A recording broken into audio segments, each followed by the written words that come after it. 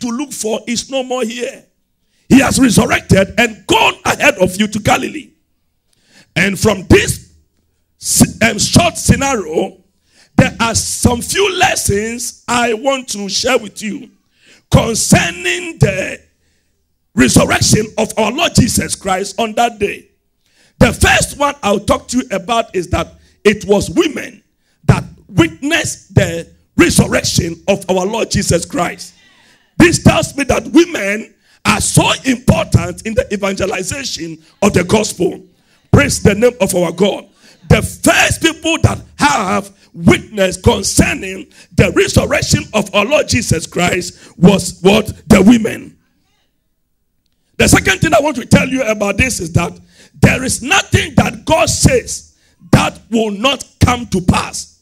There is nothing that God says that will not come to pass. God said that on the third day, he is going to resurrect. And indeed, on the third day, he resurrected. Is there something that God has said concerning your life? May I say something to you? Even though it is tarrying, wait for it. It shall surely come to pass. The second thing I want us to learn from this portion of scripture is that it doesn't matter what you go through in life. You can come out if you remain connected with God. It doesn't matter. Whatever you are going through in life, you can always come out. Look at someone and say, you can come out. Come on, look at that person and say, you can come out. The fourth thing I want to say is that every conspiracy can be frustrated when a man is connected to God. Every conspiracy, every plan to shut a man's life down can be frustrated when a man is connected to God. The fifth thing I want to say is when you are connected to God, pressure gives way to power. Anytime you are connected to God, your pressure will give way to power. There is some pressure that people go through, but when you are connected to God, he has got the ability to convert it into power. May I say something to you? Anything you go through later on becomes your ministry. If you go through pain, you are able to minister to people that have been going through pain. Anytime you suffer affliction, sickness and disease, and God heals you, he gives you an anointing to minister to sick folks. So whatever you are going through now, it can be converted to a ministry that will be a blessing to others. Praise the name of our God. And then the last one I will say is that no matter how low a man goes in life, if the person is still connected to God, he can be lifted. No matter how low. No matter how low your life gets in life, once you are connected to God, you shall not remain low. You shall not remain in the grave. You shall be lifted. And this morning, if your life is low, get ready to be what? Lifted. And I told you I'm going to be talking to you about the power of the blood. Come with me to the book of Hebrews chapter 9 verse 22. Hebrews chapter 9 verse 22. I feel the power of the blood all over this place. And this morning, the blood will speak for somebody. Your amen is looking for my trouble. Your amen is looking for a credit top up. Hebrews 9:22. And almost all things are by the law purged with blood. And without shedding of blood is no remission. Without shedding of blood, there is no remission. 1 Peter chapter 1, verse 18 to 19. For as much as you know that you were not redeemed, underline the word redeemed, with corruptible things as silver and gold, from your vain conversation. The word conversation does not mean dialogue or talk. It means behavior, a manner a person lives his life. It means the character of a person. He said, for as much as you know that you were not redeemed with corruptible things, as silver and gold, from your vain conversation, received by tradition from your fathers, but by the precious blood of Christ, as of a lamb without blemish and without spots. Ladies and gentlemen, the epitome of the event that took place on the cross was that God was looking for a blood. Someone say for a blood. I can't hear someone say for a blood. Why was God looking for a blood? Because God created man in his image, put them in the garden, gave them instruction, and man committed high treason. The sin of Adam and Eve in the garden broke the communication between man and God. Last week I told you that the fall of man also gave us some consequences of the fall, which is poverty, sin, and death. Praise the name of our God. So in order for God to bring man back to himself, there must be shedding of blood. In the Old Testament, in order for their sins to be forgiven, they will go and get goats and cows and animals. Every year, they will bring it to the high priest. The high priest will now confess the sins of the congregation on the goats. So I will start from here. Every one of us will confess our sins. I drank Stella Artois last night. May you forgive me. I stole something last night. Lord, may you forgive me. So, like today will be the day of atonement. Every one of us will bring their sheep and goats, and then they will be confessing their sin offering. Then you'll be confessing and confessing on it. Now, what happens at that time is what we call atonement. Let's say atonement. Let's say atonement. It was just the covering of your sin, but not the total eradication of your sin. So every year, so those of us whose account is overdrawn this month, there's no way you could have bought a cow to come to the service, to come and do what? The atonement. So the atonement is just for the covering of the sin. Now the picture of the atonement is like you've told somebody to sweep a house, and out of a hurry, the person will start sweeping the dirt under the bed and under the chair, hoping that the dirt has been cleared. But the thing has not been cleared, it has been covered. So God was looking for a better way to fully eradicate the sin of mankind. Now come with me to the book of Hebrews chapter 10. Hebrews chapter 10, verse 4 to 6. I just want to lay a foundation tonight. Hebrews chapter 10, verse 4 to 6. For it is not possible that the blood of bulls and goats should take away sin. Can you see it? For it is not possible that the blood of what? Bulls and goats should take away sins. Wherefore, when he cometh into the world, he saith, sacrifice and offering thou wouldest not accept, or thou wouldest not, but a body. Say a body. Come on, someone say a body. But a body hast thou prepared for me. In burnt offerings and sacrifices for sin, thou hast had no pleasure. Verse 4 says that it is not possible for the blood of bulls and goats to take away sin. So God was looking for a perfect lamb. Let's say a perfect lamb. Oh, come on, talk. Let's say a perfect lamb, whose blood will be suitable for the remission once and for all for the sin of mankind. And please, I want you to stay with me, because I can never be your savior, and you can never be my savior. the blood that God was looking for was a blood that had no sin in it. And in order for the blood to have no sin in it, the person whose blood is going to be appropriate for the remission of sin of mankind should be spotless, should be blameless. And there is no human being on this planet Earth yet to be born or dead or alive that qualified for it. Muhammad never qualified for it. Why? Because anytime a man and a woman conceive, the sin nature is still in the product of the person. Psalm 51. Psalm 51. Psalm 51.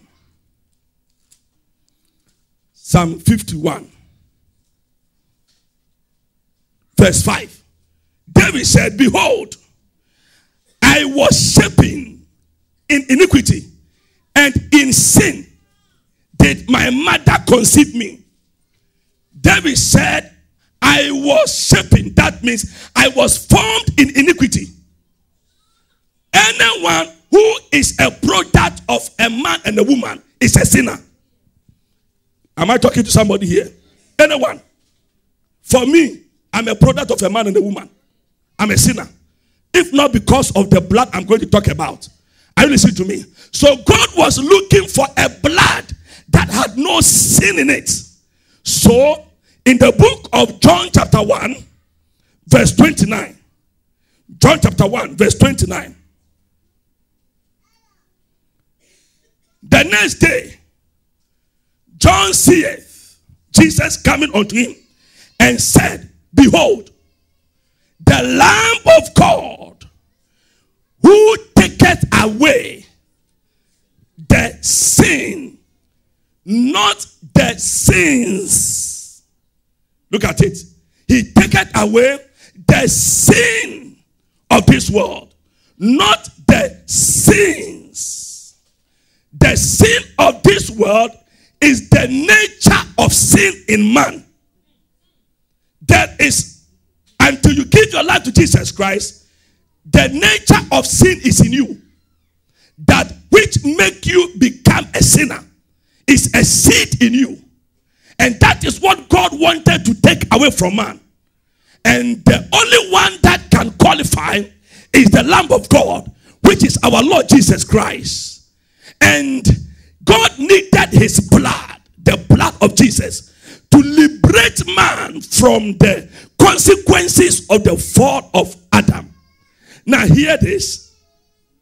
1 Peter chapter 1, verse 18 to 19. For as much as you know that ye were not redeemed. Somebody say redeemed.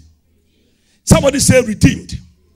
The word redeemed means to buy back.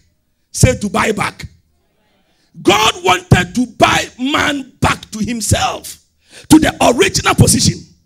And the only way that God can redeem man, buy man back to the original position it in, is through the precious blood of Christ, which was without blemish and spot. So the way to extract the blood was on the cross. Say the cross. Come on, say the cross. So the climax of the activity is that God wanted a blood. And by the grace of God, I believe that this weekend, God is going to reveal to us the power that is in the blood of Jesus Christ.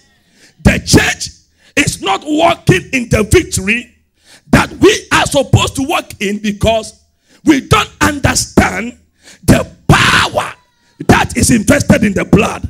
Somebody said there is power in the blood. Let's say it again. Say there is power in the blood. The blood of Jesus is powerful. 7 reasons why the blood is powerful. Number 1. The blood of Jesus has what we call redeeming power. Has redeeming power. The blood of Jesus. Hebrews chapter 9, verse 22. And almost all things are by the law, purged with blood. And without the shedding of blood, there is no remission. The blood of Jesus is so powerful because it can turn the most sinner into a saint in the split second. The blood of Jesus is so powerful that it can turn a drunkard into an apostle. The blood of Jesus is so powerful that anyone that is under any captivity of sin, the blood has got the ability to redeem you from the power of sin. Ladies and gentlemen, the blood of Jesus has got the ability to break bad habits. The blood of Jesus. I have come to realize there are many people, they are chronic sinners. They don't like to do it. And there are even people in church, they are struggling with things that they don't want to. They have vowed and said, I will never touch a green bottle. But every now and then, they see themselves touching it. Paul said, the things that I want to do, I cannot do them. But the things that I don't want to do, those are the things that I do. If there is anything you are struggling with, per your character, per your way of living, when you apply the blood, you shall be delivered. And this morning I pray that addictions, I pray that weaknesses in our body, through the blood of Jesus, shall be broken and we shall be free. Don't you ever think that when people are abused and people go about fornicating and doing all kinds of things, they like it. They don't like it. There is what we call a controlling power that pushes them to do whatever they don't want to do. When they do it, they regret and they cry.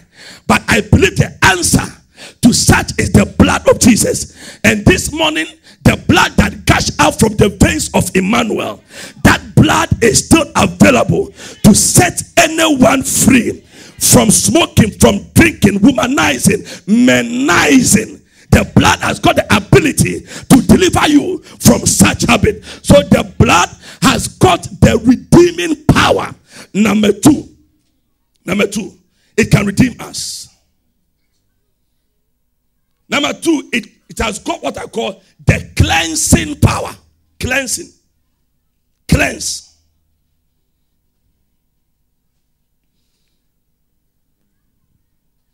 First John chapter 1. First John chapter 1.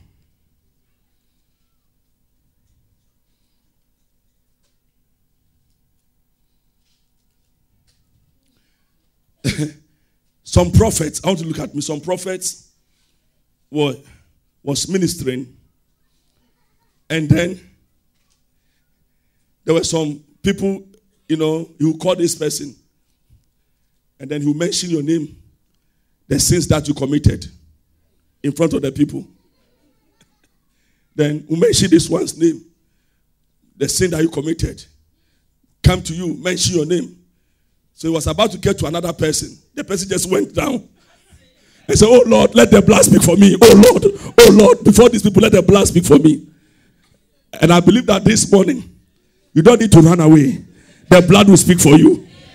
Your amen is looking for my trouble. Before the prophet will broadcast my sin before the people, Lord, let the blood speak for me. First John chapter 1. Verse 7. But if we walk in the light, as he is in the light, we have fellowship with one another. And the blood of Jesus Christ, his son, cleanses us from all what? Sin.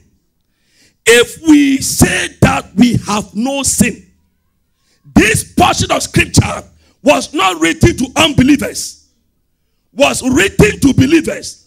But many of the time we quote it for unbelievers. If we say we have no sin, look at someone and say, you say you have no sin. Look at the person and say, if you say you have no sin, then you deceive yourself.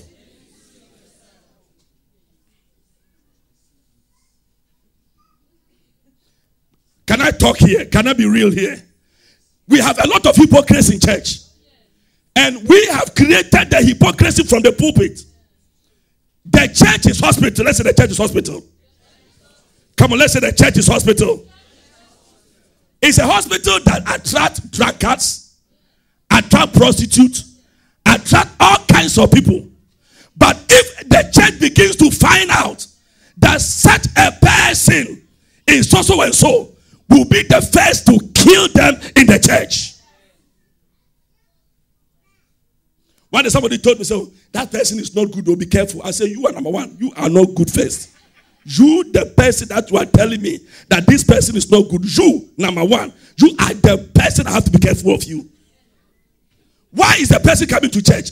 The person is coming to church because the person knows he is not good, she is not good, and she is looking for help. What do you think the person is coming? To see my nice dress? Of course it's nice, but no. The person is coming because the person is looking for an answer. And may this church be a place of real people having real problems and looking for real answers. So when somebody comes to this place, you don't look the person with your religious eyes. He said, if we say we have no sin, then we deceive ourselves. For the blood of Jesus can wash us. Hear me.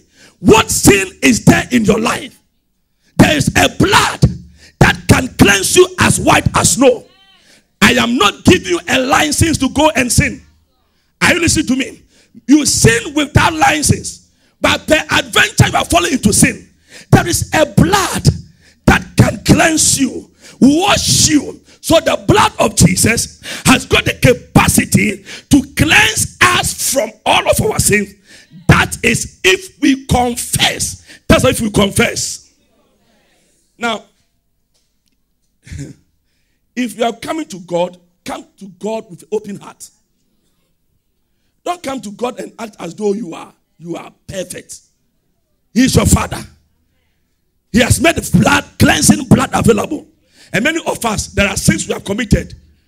As an usher, as intercessor, it is hunting you. As a musician, it is hunting you. But this morning, there is a forgiving blood that can wash you from your guilt, that can put you back on track. So this morning, we give an opportunity for us to pray and allow the blood of Jesus to wash us. Number 4, the blood of Jesus has what I call reconciling power. Reconciling power. Reconciling power. Colossians chapter 1 verse 20 to 21. And having made peace through the blood of his cross, by him to reconcile all things unto himself. By him, I say, whether there be things in heaven or things on earth. Let's say reconciliation. Reconciliation takes place when there is enmity. When there is disagreement, they say, let us go to reconcile. Anytime we commit sin, we create disagreement between we and God. It is the blood that will speak for us. For God to now have no choice than to put us back together to himself. And do you know that even as believers, we have been given the ministry of reconciliation. That is, God has given us a ministry to bring the world back to himself through the blood. 2 Corinthians chapter 5. Glory be to God. Let me just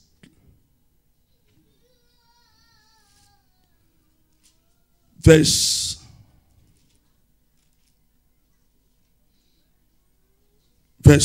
19. To wit, that God was in Christ, reconciling the world unto himself, bringing back the world to himself, not imputing the trespasses unto them, and have committed to us the word of reconciliation. So we as a people of God, we have been given the word of reconciliation to bring the world back to God. That is our assignment. So it is the blood that can reconcile us, make us to become friends with God again. Number 4, the blood has what I call emboldening. Emboldening. Emboldening. And emboldening power. Emboldening power. It is the blood that gives us boldness. Somebody say boldness. To go before God. Hebrews chapter 10. Verse 19. Hebrews chapter 10. Verse 19. Having therefore, brethren, boldness. Somebody say boldness. Come on, somebody say what? Boldness. To enter into the holiest by the blood of Jesus. Say the blood of Jesus.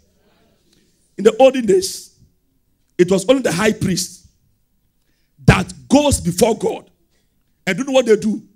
They tie a rope at the waist of the high priest to go and perform his high priest ordinances. If the adventure, the man is even walking and he misses a step, he can die. So if the high priest goes in there and the high priest is not coming, they have to pull the rope to find out if the man has fallen dead. So it's a kind of fearful thing to go to the holiest of holies, because even at the slightest mistake, you can die. Can you imagine you told your family that you were going to church? I'll be back. And then you came to church and you never returned back again. Why? Because probably as you were going to serve, or you are going to even drop an offering, somebody just stepped on your shoe and said, Sheni TB. You said it in your head. And then you fall down and you die. The scary aspect of it all. So people were finding it difficult to go to the holiest of holies. But on the cross, on the day where he said it is finished, the curtain was torn. And because of the blood, people got the boldness to now go to God, knowing that I have a Father through his blood. It is the blood that gives us the boldness to go to our God. Without the blood, you can't have that boldness. So he said, having therefore, brethren, boldness to enter into the holiest by the blood of Jesus. So it's the blood of Jesus that gives us the access, the boldness to go to God ourselves. Last Friday, I told you that you don't need any high priest. You don't need anybody to go to your God. But by the blood, you can go to God yourself. That is the greatest thing that can happen. But today, many people still have the consciousness that they need a high priest. May I say something to you? What we have been assigned to do is to give you the confidence and ability to depend on God all by yourself. Are you listening to me? So the blood gives us the boldness to go before our God. And then the last one is this. The blood has overcoming power. It has overcoming power. Overcoming power. Somebody say the blood.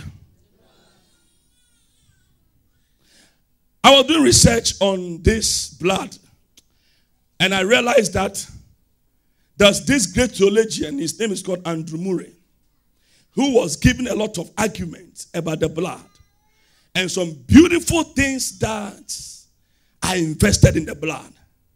I said, how nice it will be if believers can spend time to know the efficacy and the power that is in the blood. One of the mysterious things in the blood is its ability to overcome evil. It's a mystery. Revelation chapter 12, verse 11.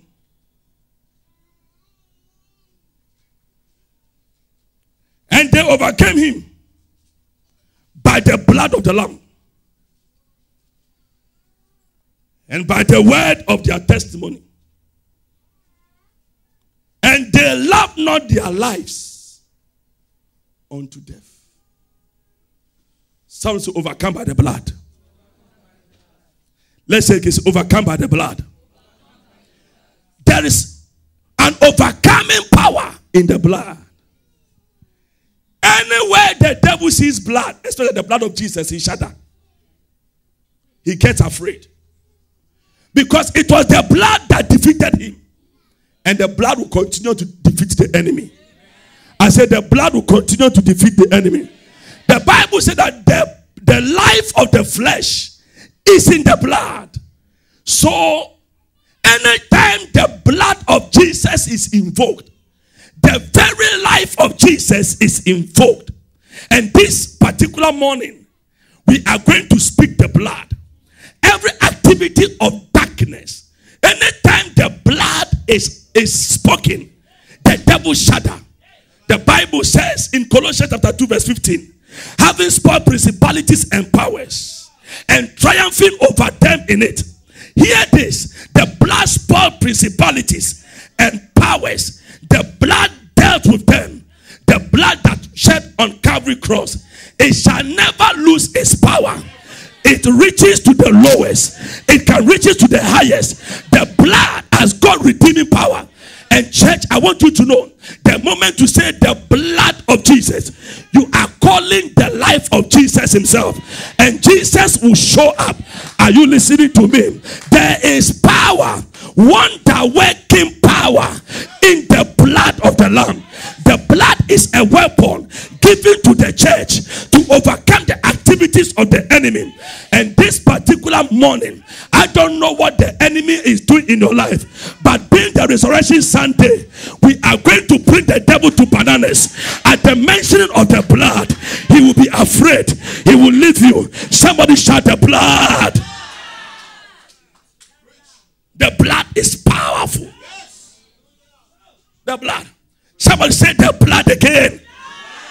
Can I say something to you? The blood has also cancelled curses. It has cancelled death. It has cancelled sickness. Somebody say the blood. Somebody say the blood.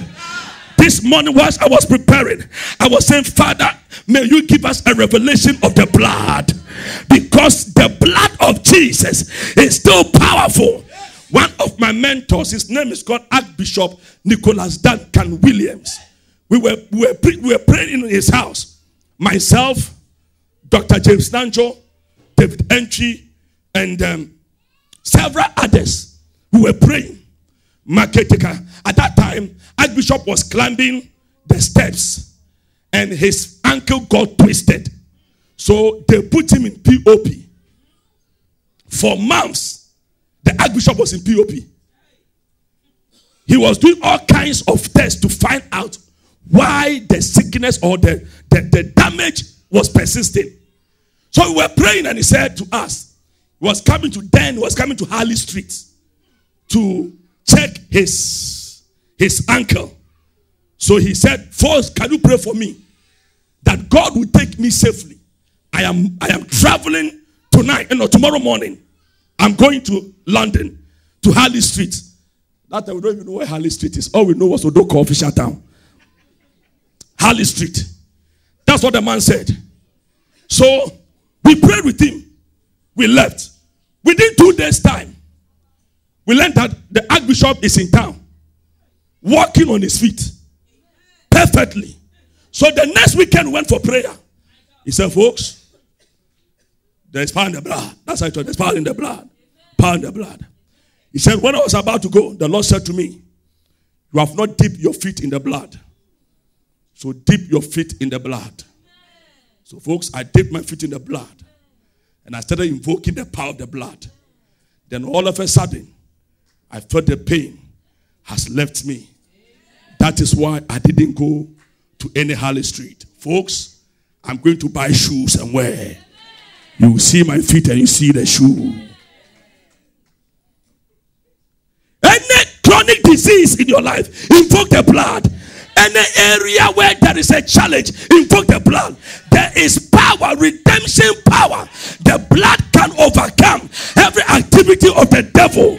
Somebody say the blood. The blood has got protective power. In the book of Genesis, in Exodus, when the angel of death was passing through the land at that night, God spoke to Moses and said, tell all the children of Israel to kill goats and bulls, and let them put the blood on their doors as a signpost. And that night, someone said that night, when the angel of death is passing by and sees where the blood has been painted, the angel will pass over it. The blood has got Passover power. That means when the blood is on you, any evil that is coming in the land, you are exempted. You shall pass over. Tonight or this morning, I pray for you. May the blood of Jesus be a mark on your body. May you carry the mark of the blood of Jesus. Anywhere there is accident, anywhere there is calamity, anywhere there is danger, may you escape by the power of the blood. By the blood of Jesus, no arrow can hit you. By the blood of Jesus, no arrow can pull you down. By the blood of Jesus, you are protected, because the blood has got overcoming power. When I wake up in the morning, and those of you that there are, Pastor, come and pray for me. I am not coming to your house. If I'm coming to your house, I'm coming to celebrate. But it's because there is a devil. That's why I have to come to your house. I won't come. Why? Go home after this meeting and say, in the name of Jesus, I plead the blood over my house. No devil can operate in this bedroom. In each bedroom, plead the blood. Can I say something to you? When you plead it by faith, when the devil is coming, hear this. Next time the devil decides to come to your bedroom, he will be electrocuted by the blood, because there is a redemptive power in the blood. Somebody say the blood. Somebody say the blood. That the blood that was shed, what God was looking for. May I say something to you? There were about 10 different plagues that God was using to bring Israel out of Egypt. The last one was the killing of the firstborn, getting of the blood. The blood is God's last calo for the devil. Last calo. That's last calo. The last blow that hit the enemy is the blood. And I came here to tell somebody, you have a weapon, but you don't know if the weapon is the blood of Jesus. And anytime we are taking communion, and you drink the blood into you, it's the very life of God that you are drinking. One of the things that you see, I've told you, it has got protective power, it has got purging power. The blood of Jesus can purge everything that is in your body. It can purge HIV. It can flush away SS. It can flush it away.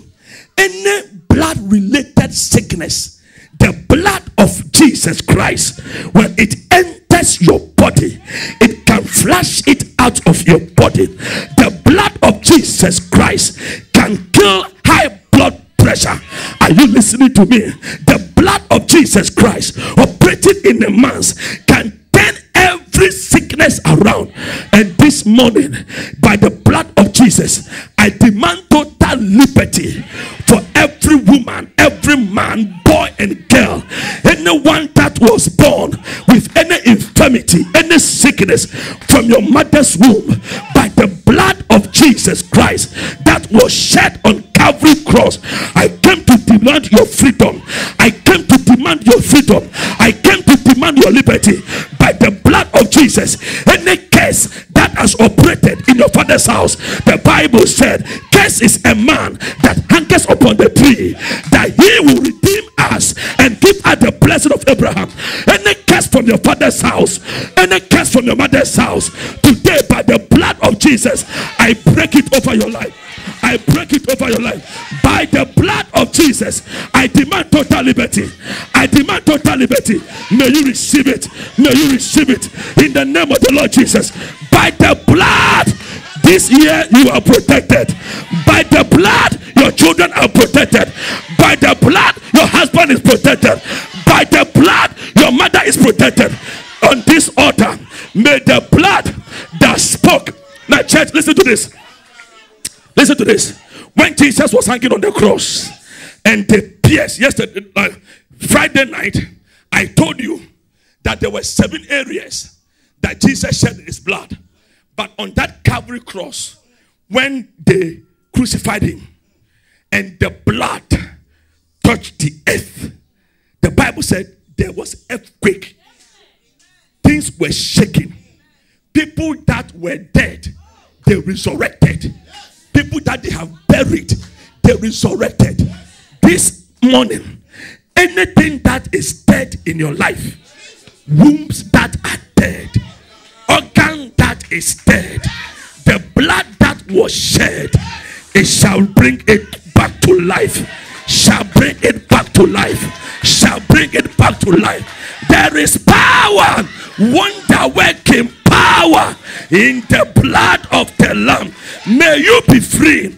Hear this. The culmination of everything is when Jesus died on the cross, he crossed anything that has worked against us, that the blessing of Abraham might come upon the Gentiles.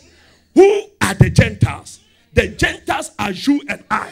We were outside of the commonwealth of Israel. We were not close to it at all. We are strangers coming from far. We were not even close to it. But by the blood of the Lamb, he engrafted us to the very root of Abraham. So now I am a child of Abraham. You are a child of Abraham. We qualify for the blessing of Abraham. The Bible says in Genesis chapter 24, and Abraham lived and fulfilled his days. And because I'm the descendant of Abraham, and by the blood of the Lamb, I am not dying soon. I came to make an announcement in this building. None of you will die before your time. Because of the blood of our Lord Jesus. If the grave couldn't keep him, no grave can shut you down. Are you listening to me? By the blood of the Lamb, you are preserved, you are protected, you are protected by the power of the blood. So now we are going to pray. You will be free. Somebody say, my freedom has come. Through the power of the blood. Stand to your feet. Somebody say the blood. Come on, somebody say the blood.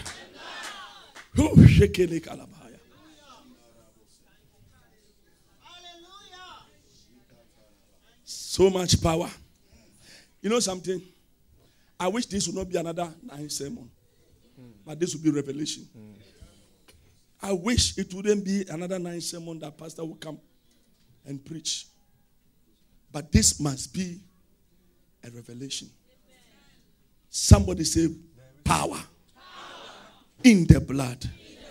Freely you gave it all for us. Surrendered your life upon that cross. Great is the love pour out for all. This is our God. Come on. Oh, lifted on high from death to